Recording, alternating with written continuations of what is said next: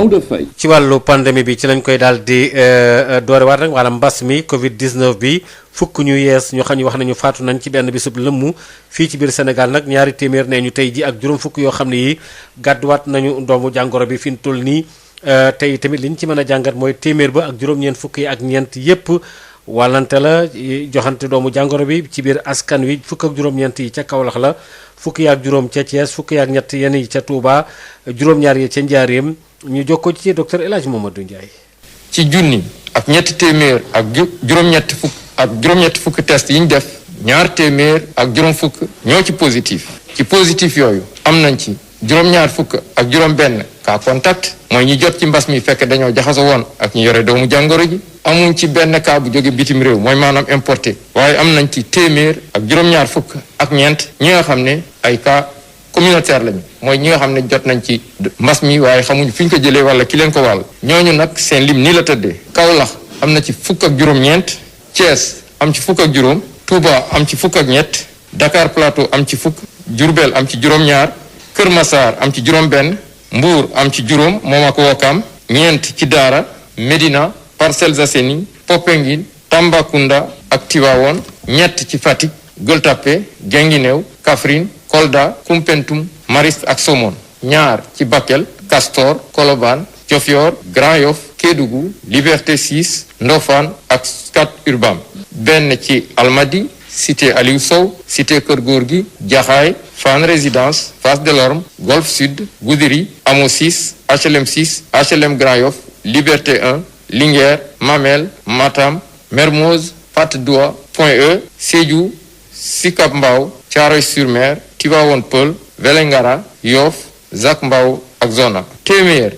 ak juróom-ñeent fukk ak juróom-ñeent si malade yi nga xam ne dañ leen a toppoon ci biir kër yi ak ñu entré woon wér nañu bés ni ki tey dinañu génn bu ci yàlla àndee ñeent fukk ak juróom malade ñoom ñoo nekk réanimation fukki malade ñàkk seen bakkan bésu démb talaata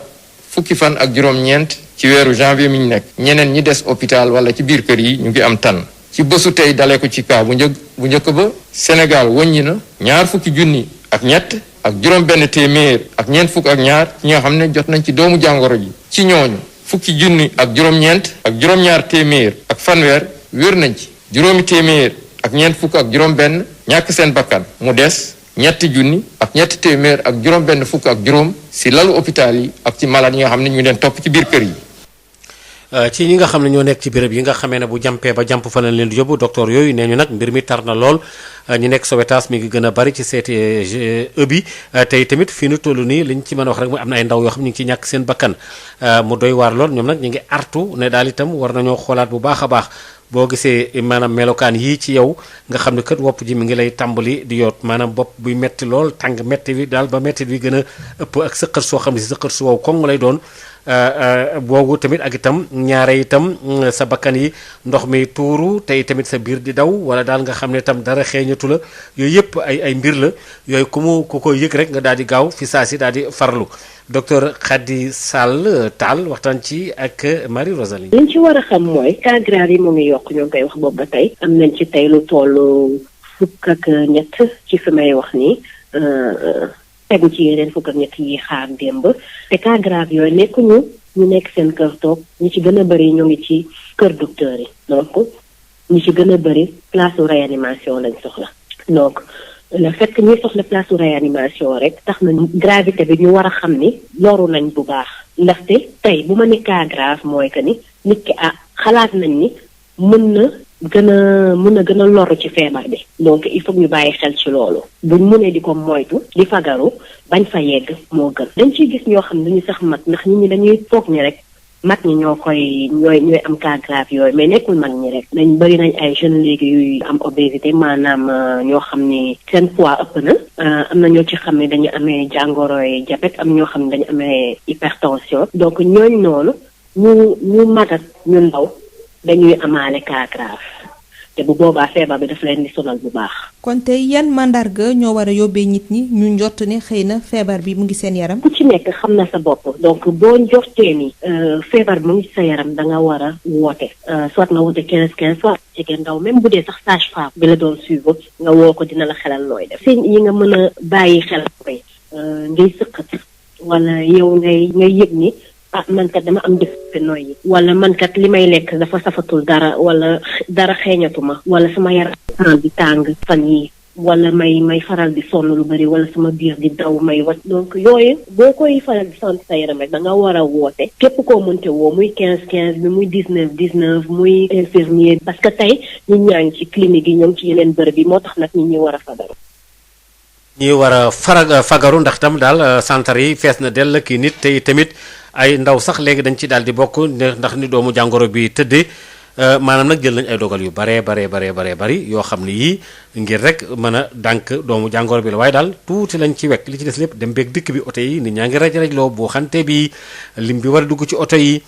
tata yi njaga njaay yi doy na waar ba tax na daal itam rek yi fi war nañ ko seetaat ndax bu baax a baax Josette Kali. bus transport urbain yi ñu ngi wëy di fees ba tey nombre gi ñuy sàkku ci place yi nit ñi taxaw moom kenn wàccu woowu ko bile situation li koy firndeel moo di jafe-jafe yi ñaari góor yi am ngir mën a wàcc ci bus 31 ak 34 bile. yaa ngi sëdd daal di sonal trop métti la man damay dikk la yenn saa yi damay jóge Sandaga wala ñëw Médina mais je préfère marcher. instant yi kay day gën a yokk mais wàññi ko amu ci moom. ministre bi kañ vraiment kii bi moom amul benn njariñ parce que vraiment soppeeku ci quoi. gars yi ñu doon yéegee noonu la ñuy wàccee ba amul benn changement. non loolu amu ci ñoom ba léegi dañuy jàpp ba fees dell. yooyee jafe-jafe daanaka bu heure wàcc jotee lay gën a métti bu ñu sukkandikoo ci ñoom ñii. da ngay bëgg a wàcc 6 heures war a dem jëkkër balaa ngaa yegg presque 21 heures day jot léegi ñëpp dañuy profité pour ñibbi dem. bien vrai que c'est le matinal mais à partir de ngoon. non vraiment c'est la catastrophe. bu heure wàcc moom vraiment. gars yi dañ koy sarse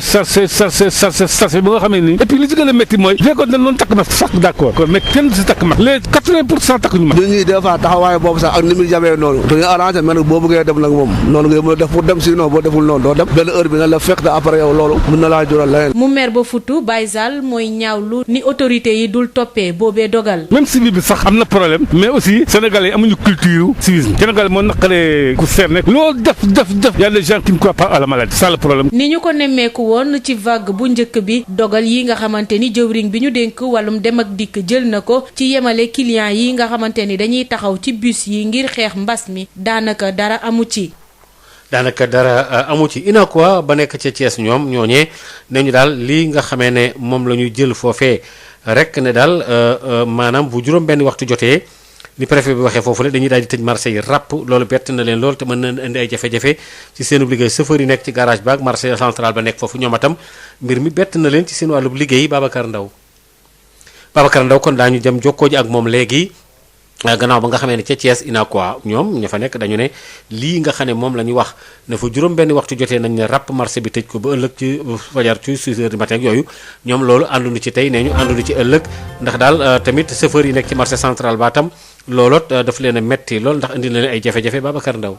muy mberteel ci commerçant yi nekk ci Thiès rawatina UNACOIS bu département bu Thiès seen secrétaire général ne ñoom nag xaaruñu woon préfet bu Thiès di tëj marché yi juróom-benn waxtu Ismaïla Sarr. même maire yi amoon nañu ay représentant le maire sax Lamine Diallo en personne moom moo ñëw mais ñoo ñëpp dañoo plaidé woon à ce que ñu def ko 20 heures dañu jàppoon ni lu mu teel 19 heures lañ mais ci mbetteel lañ am démb ñu génn arrêté nañu 18 heures te 18 heures moom mooy nañ ne rek bu ñu demee ba midi nañu wàcc ñi parce que loolu wax dëgg yàlla arrangé wuñu. waa UNACOIS bu Thiès di si yokk nag ne réalité yu Dakar uteeg naag yu Thiès. fii lu mu sori 30 minutes da nga yegg sa kër ñu ne ko nañ ko bàyyi noonu 20 heures ku ne ñibbi. yow chauffeur yi nekk si garage Medina Fall nekk si biir marché central bu Thiès jàpp nañ ne ñoom fu marché bi tëjee ñu tëj. marché bi moom heure bu fermé suñu liggéey taxaw quoi ndax ñun clients yi dem ci marché bi ñoo tax ñuy rang fii ndax garage bi Medina Fall la taax kaw sara. transport bi moom actuellement nii moom fii dina métti trop ndax bon préfet bi moom war naa xoolaat bu baax li muy def dawal ci yërmande léegi-léegi da ngay gis ndugg bu mu xam ne si dañ lay jox bagage 5000 francs ni la kaay jaay ko boo ko jaayee 2000 nga ci war cee dàq li ngay njëkk a génne boo ci dàqee 2000 da nga koy nduggee yóbbu sa kër boo ñëwee fii jox ñu yóbbaaleel la ko mais léeg-léeg nga gis ci borom kër goo xam ne si ay midi lay yónnee dépasse am xale bi taxaw ci tali bi di la ko xaar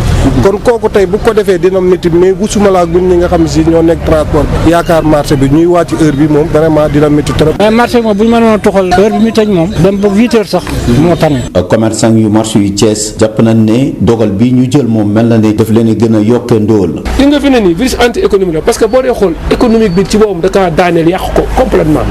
léegi nag c'est à nous ñu taxaw ñu war a taxaw xam ne dëgg la moo ngi fi waaye nag li ko gën a grave dafay am muy ndóol te ci ndóol lañ jëm buñ ci nekkul sax ba pare. waaye te yemuñu si li nga xamante ne moom mooy xeex feebar bi ku nekk jël sa matuwaay loolu moo war a doon saafara bi loolu di kàddu chauffeur yi nekk si marché central bu Thiès. mesure de barrière yi daal moom takk ko daal man moo ci am solo moo ci ëpp solo masque yi ak raxasu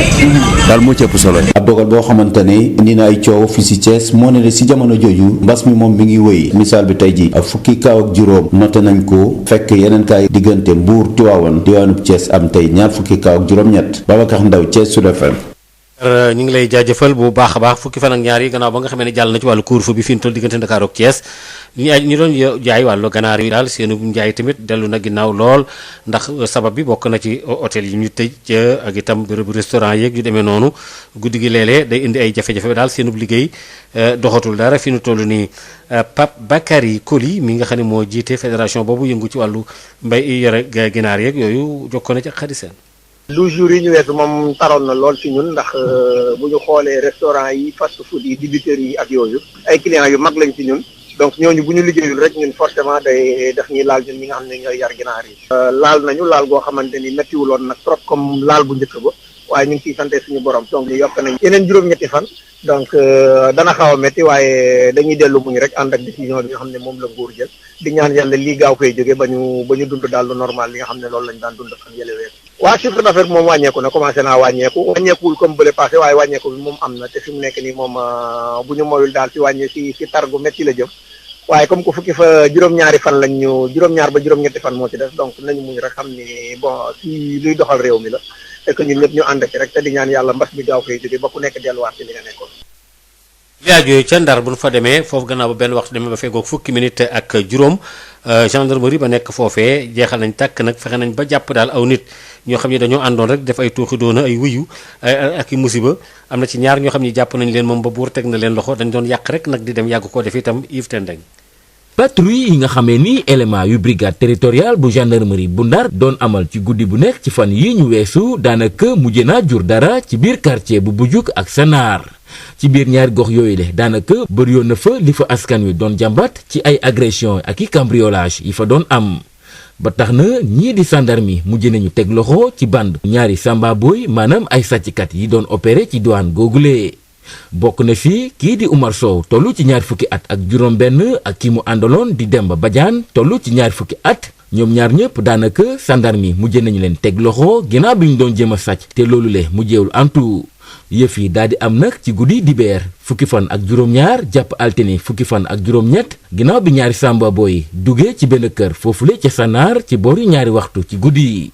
ginnaaw bi leen waa kër gi ak dëkkuwaay bi séenee ñoom ñaar ñile daal di daw ngir jéem a rëcc waaye askan bi leen mujjee topp daanaka mujjee nañu teg loxo ci kenn kii mu di kii di Oumar Sow mi nga xamee ni ginnaaw bi ñu ko yóbbee ca brigade territoriale bu Ndar fi ñu doon amal ab enquête daanaka moom mi lee ci mujjanteel gi mu daal di weeje ki mu àndaloon di Demba Badiane ñaar ñile daanaka bokkoon nañu ci ñi nga xamee ni ñoo cambriolé woon ca Bujuk ci fukki fan ak benn ci weeru novembre bu atum 2020 ci benn këru kii nga xamee ni mooy Aïssatou Niang ci bis boobule daanaka jotoon nañ fa sàcc ay écran plat yu ordinateur ak it ay takkaayu or ci jamono yooyu le sax daanaka ñoom ñu ngi àndoon ak benn waay bi ñuy duppee Ousmane Cissé mi nga xamee ni moom ci mujjanteel gi tegoon nañ ko loxo ba daal di ko ne ràpp ci biir kaso bile bandu Samba Boy itam daanaka ci atum 2015 daanaka ñoom ñoo duggoon ci biir këru kii fi nekkoon procureur bu Ndar di Samba Faye waaye jamono ji ñaar ñile di Oumar Sow ak Demba Badiane daanaka yóbbu nañu leen ci talaata gi ci kanamu yoon ginnaaw bi ñu leen gardé en vue ci brigade territoriale bu gendarmerie bu Ndar ki doon jokkoo ak yéen fii ci Saint-Louis Yves Tendeng Sud FM. ci Amérique bu ñu fa demee Joe Biden ak Kamala Harris tey jii la ñuy daal di taxaw nag yëkkati seen i yoxo nag daal di fas yéene doxal mbir yi gannaaw ba nga xamee ne dañuy daan def nag ab cérémonie fële ci église ba ni mbir yi war a tëddee Dame Babou jokkoo ak El Hadj tey jii bu ñu yeewoo ñoom xam nga ne bu 5 heures di jot bu 9 heures bu 5 heures di jot fii la midi di jot foofu waaye balaa boobu dañuy xëy moom ànd ak Kamala Harris ki nga xam ne mooy vice présidente bi ñu dem église bu ko defee ñu def seen i julli ak seen i ñaan bu ñu jógee foofu nag dañuy dem fi nga xam ne foofu la congrès bi nekk fi jàkkaarloo congrès bi fa la ñu fas yéenee defee li nga xam ne moom mooy investissement ci la ñuy defee inauguration bi ki nga xam ne mooy Kamala Harris moom mooy jëkk a waat te ki koy waatloo itam benn jigéen lay doon boo xam ne mi ngi ci cour suprême bi moo fa jëkk nekk jigéen moom itam ci koo xam ne koo xam ne latino la maanaam cosaanam ci pays latino yi la jógee loolu aussi moom ci la jëkke moom moo tax Kamala Harris ne kooku lay tànn bu ñu noppee ci loolu ki nga xam ne moo jiite Cour suprême bi moom ci boppam nag mooy waatloo pour kii di Joe Biden nga xam ne moom la ñuy door a fal bu ñu noppee ci loolu nag discours yi moo ciy topp mu war a wax li nga xam ne moom la fas yéene def nu mu war a yore réew mi ak lu mel noonu bu ñu jógee ci loolu mu door a dem Maison Blanche nag daal di dem bureau signé li nga xam ne mooy décret yu jëkk yi ak loi yi nga xam ne moom la bëgg a proposé ci congrès bi décret yooyu liñ ci mën a jàpp mooy mbiri immigration ñi amul kayit ci réew ma nuñ koy réglé nee na loolu lay jëkkee delluwaat ci climat bi nga xam ne dafa changé woon bañ am accord ci Paris kii di Donald Trump génne ci woon mu def loolu bu ko defee nag daal di def liggéeyam xumb yi nag moom ren du bari ndax xam nga ne affaire sécurité bi dañ ci wax lu baree bari waaye itam dafa am aussi li nga xam ne moom mooy mbiru Covid bi moo tax duñ ko bari leen li nga xam ne noonu la waree. kon nag mbokk yi gannaaw loolu daañu ci dalal sax kii nga xamee ne moo di Ousmane Sène ci catal xabaar yi gannaaw ba mu jokkee ak jokkoo ci El Hadj Malick Ndiaye daañu ci dikk léegi waaye lu jiitu loolu dem ci wàllu tàggat yaram El Hadj Malick kon ñu dem ci wàllu tàggat yaram. moo leen ngi lay nekk doo rek wàllu football ak tamit lu jëm ci wàllu CHAN 2021 bi tey la ñu amal deuxième journée ci poule A bi bokk na ci 16h Cameroun ak Mali ak tamit Burkina Faso wala sëgg équipe bi di Zimbabwe AS Pikine nag ñoom ñu ngi jooy ci li nga xam ne rek moom moo jëm ci club bi ak jafe-jafe yi ñu jànkonteel bëgg nañu xalaat yeneen tëralin ngir rek jàppale équipe bi ci wàllu kopp ndaxte qualifié club moom daf leen arrangé wul dara Cheikh Mbow ñu déglu ko mën ci ay leeral kenn la ci ñoom ci micro El Hadji Moussa Thiam. nekk ci huis clos métti na ci équipe bi yëpp mais rawatina tamit ci AS Pikine ndax daaw boo seetloo ci 7 matchs yi nga xam ne joué nañ ko à domicile récolté nañ si plus de 18 millions de recettes kon dëgg la métti na ci équipe bi yëpp mais rawatina ci AS Pikine bi nga xam ni chaque match da koy def guichet fermé ci loolu nag la supporters yi mettre en place benn plateforme bu ñu tuddee Kopar Express bu permettre supporters yëpp mën a participer ci seen équipe dëgg la duñ mën a ñëw jënd billet pour dugg see stade yi mais dina leen permettre ñoom ñu participer ci fu ñu munti nekk muy Sénégal muy extérieur te loo xam ne la lu transparent la boo ci duggee di nga ni gis diw participer na ci te lii la ci participer moo tax ñu woo supporters yëpp pour ñu mën a ñëw participer beneen appel bi peut-être mooy chaque match dañu fexe teg fi ñaari bloc ticket yu 100 ticket muy 200 ticket ñu jaay ko à 1000 francs 2000 ça dépend lépp lu ñu ci récolté rek ñu mën ko reverser ci équipe bi pour que ñu mën si di gérer seen ay transport seen ay prix mu jour ak yooyu tamit quoi. ñu wax ci ba tey ak dab gi ñu dem armanade nag ci wàllu Ligue 1 bi am na ay match yoo xam ne am le 27 janvier lay doon diggante Teungueth FC MPC Jaraaf war a sëkk équipe bi xam nga nekk Casa Sport moo doon lim noonu ci xibaar tàggat yi. jërëjëf El Hadj Malick ñaar fukki minutes moo feggu ci benn waxtu ñu daal di dem ci ki ñu daal di Ousmane Sène mi nga xam ne moo jiite centre bi nga xam ne VARC lañ ko duppee maanaam daal lépp loo xam ne jëm na ci wàllu Afrique de l'Ouest gi moom recherche ak yooyee ci États-Unis nag léeg-léeg mu nekk fa itam koo xam ne ki borom xam-xam la fa xam itam taarixu réew moomee Joe Biden tey jii lañ koy lay waat daal yëkkati ay yoxo moo ak ki nga xamee ne moom la seqaloon mbiri di am di Kamala Harris loolu nag itam ci la El Hadj Malick jokkoo ak Ousmane Sène ñu dégg. Ousmane Sène ñu ngi lay nuyu. maa ngi leen ay tey. yow nag yaa jiite WARC ràññeeku lool ci njàngatu dëkk mag bi di Amérique tey ji nag la ñuy samp Joe Biden mu nekk président bu Amérique ci waxtu woo xam ne kat dafa am njàqare jëm nag ci wàllu mbas mi waaye tamit ci ay njàqare ci ay manifestation am nan naka mën a jàngee tey jii lii xew ci États-Unis waaw parce que le 6 janvier Donald Trump dafa def lu doy waar dafa gis ñi nga xam ne ñoo ànd ak ñoom ne leen ñëw leen fii ci capitale bi woon ñii ne gañu ñu élection yi man maa ko gañe gars yi ñëw dem fi nga xam ne moo correspond rek suñu assemblée nationale forcé fa dàq policiers yi ba pare nag di dem foo xam ne fii dañ yaakaar ne foofu la li ñuy wax député fii c'est-à-dire les représentants ak les sénateurs ñu yaakaar ne foofu lañ nekk suñ leen fa fekkoon ba jot leen lan lañ leen mënoon def affaire boobu dafa yéen lool ce qui fait que sécurité bi tey moom fële à Washington doy na waar 2,4 junni ci ay policiers ñoom garde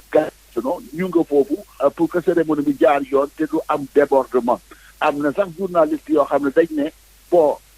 Joe Biden boo moytul drapeau lay gën a gis que nit parce que sécurité bi def na en sorte que day ceinturer place bu ko war a def et puis am na ñu bari ñoo xam ne bëggoon nañ dem duñ dem ce qui fait que nag pour que affaire bi daal bu mu wéet ñu jël ay drapeau yu dul jeex drapeau américain yi rangale leen donc loolu moom lu doy waar la ñëw à un moment boo xam ne bi aussi Covid mu ngi rotal ay bakkan yu bare États-Unis je crois que mooy dëkk bi nga xam ne moo gën a am ñu dee fi mu ne dem nañ ci 400,000 ci ñoo xam ne ñi Covid yóbbu na leen soreetuñ 500,000 donc loolu lu doy waar la. waaw ndax yaakaar nga bu defaraat fi mu toll nii xar kanamu Amérique bi nga xam ne daanaka dafa yàqu ginnaaw li xewoon ca Capitole ndax mun na nekk pour Biden. waaw moom xar kanam bi yàqu na mais suñu ko seetee ba seet au fond li démocratie américaine moo ci gagné parce que gaañee liñ def ak Donald Trump li mu bëggoon def su fekkoon ne beneen dëkk la xëy na kon à partir de ce moment mu am ci ndam mais le fait que déjà lu mën def na ko mais amu ci ndam ça veut dire que institution américaine yi dëgër nañ ça veut dire aussi que démocratie américaine dëgër na mais c'est vrai liñ gis rafetul lool que mu doo am ay président yoo xam ne yii dañ leen gagné ne leen génn leen ba pare ñuy siis loolu gis nañ ko ci histoire Amérique mais demeewul ci violence bu toll nii liñ gis le 6 janvier président bu ñuy wax John Adams mais gagné nañ ko ba pare mais demul ci cérémonie d'investiture dafa def di comme Trump mais defu ko ci violence doomam John Quincy Adams gagné nañ ko mais moom demul ci cérémonie bi ku ñuy wax aussi Andrew mais moom itamit demul même ki nga xam ne Woodrow Wilson ñoo xam ko bu baax a baax président bu baax demul mais moom dafa amoon gàllankoor ku mel ni sax Richard Nixon su ngeen ko fàttali ko demul mais li tax Richard Nixon demul c'est que moom dafa démissionné woon à cause du scandale Watergate bi donc loolu mun na am mais moo sa am ak violence bi nga xam ne gis nañ ko fii donc loolu mu ngi wone ne Amérique dafa mel ni pour le moment ñaar la mais nag buñ fàttee Abraham Lincoln li ko yóbbu mooy Amérique boo xam ne bii ñaar la woon aussi ba mu leen ay wax ne ñun benn américain warta doon noonu beneen américain jox naa leen aussi benn épisode boo xam ne bii carrément coup d'état la woon mais du coup d'état ci dëkk bi ñuy wax États-Unis coup d'état ci li nga xam ne mu ngi correspondre ak suñu région yi fi ñuy wax Caroline du Nord en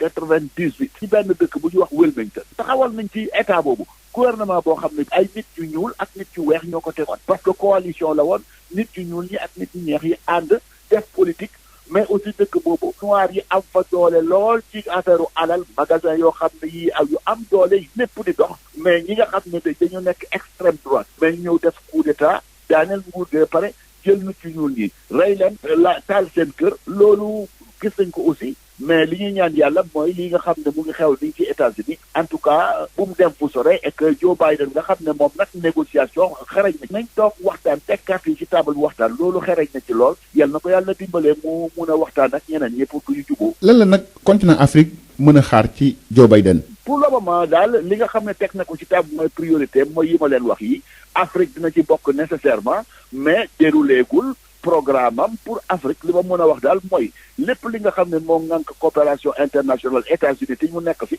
ñu ngi doxal USAID ñu ngi fi doxal ay projet yoo xam ne yi ñu ngi fi comme projet yàlli projet bu mag pour tàggat xale yi africains yi ñu ngi fi ñun sax bokk nañ ci ñi nga xam ne ñoo koy doxal donc coopération militaire bi mu ngi dox mais nag militaires yi xam nga ñoom seen affaire que doo ko xam dañuy dem dans la discrétion ak yeneen ak yeneen et puis surtout li nga xam ne dafa ne day dellu ci l'accord de Paris ci affaire climat loolu ñun tamit mun nañ ci gis suñ bopp dans le cadre de la coopération internationale mais nag que mu toog ne kayit bi mooy li ma jagleel Afrique su fekkee def na ko aussi tegaguñ ko ci table bi bés buñ ko tegee ci table bi ñu xam ban stratégie la am pour Afrique comme ça ñu jéem ci seet li nga xam ne dina amal njëriñ voilà. Ousmane Sène ñu ngi lay sant di la gërëm bu baax a baax a baax. voilà jërëjëf waay jërëjëf. ci fàttali yaa jiite wark sa xam-xam màcc loolu jëm ci wàllu Amérique. Sénégal ku ne dégg na DSL plomberie et sanitaire kër gi nga xam ni moom moo leen indil.